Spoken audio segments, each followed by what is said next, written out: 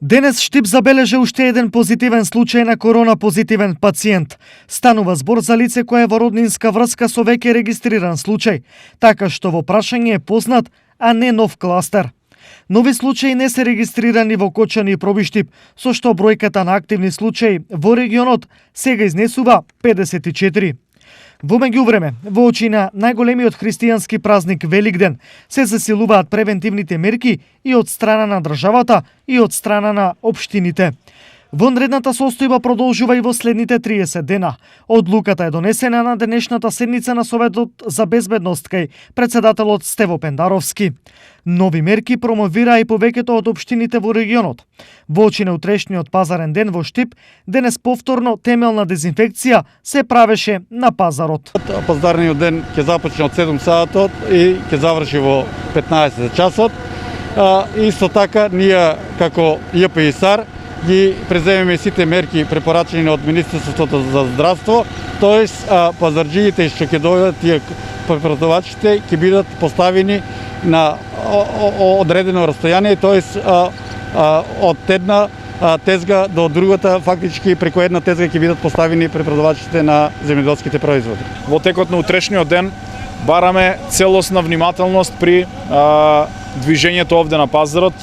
Пред вратите ќе имаме наши тимови, редарски служби од јавното претпријатие ИСАР, Стипион, полицијата и наши мобилни тимови кои што од општина Штип се пријавија ќе бидат утре како волонтери овде да вршат групирање на луѓето и внимателност при влегувањето во градскиот пазар.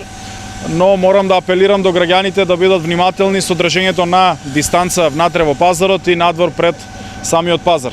И замолница до граѓаните утре дека на пазарот да дадеме предност на пензионерите во периодот од 10 до 12 часот. Во останатиот дел од денот да пазаруваат и останатите граѓани помладите лица. Барам од граѓаните утре овде да носат заштитни маски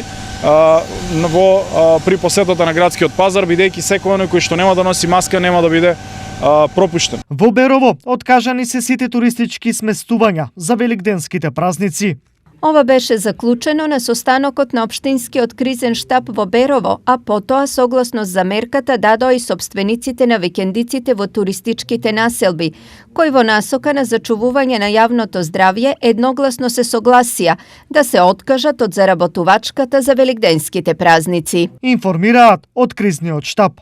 Со оглед на тоа дека ни следува нов маратонски полициски час, дел од мерките се во насока како граѓаните да ги добијат неопходните услуги. Беше предложено одредени мерки за престојниот христијански празник Великден, каде што забраната за движење важи за сите. Штаб донесе одлука за сите оние земјоделци кои што имаат потреба за движење во овој предстоен продолжен викенд. Исто така и за сите маркети, аптеки и други субјекти кои што работат да преземаат поголеми заштитни мерки. Продолжуваат и донациите од општествено одговорни компании. Во Штип денес одговорност и почит кон граѓаните општината покажа од најголемиот маркет во градот Елкос. Колку сме во можност да донираме за социјално најзагрозените семејства во општина Штип. Донацијата се состои од 100 пакети, од кои ги поделивме како 50 за COVID-19, во кои се состојат повеќе од средства за дезинфекција и прехранбени продукти кои би му возможило на едно семејство одреден временски период да биде обезбедено од тој дел.